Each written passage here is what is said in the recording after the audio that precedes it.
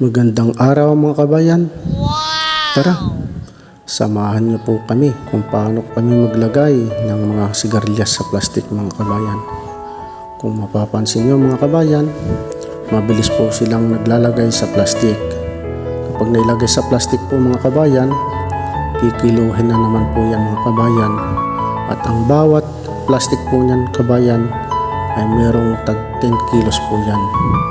Tinatanggalan na rin po namin ng mga reject at mga magugulang.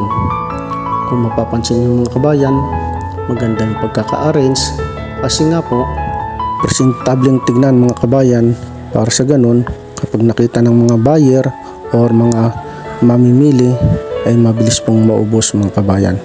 Yan po mga kabayan, after naming mailagay sa mga plastic ay aming kikiluhin. At pagkatapos kiluhin, isasakay na po sa sasakyan at patungong sangitan mga kabayan.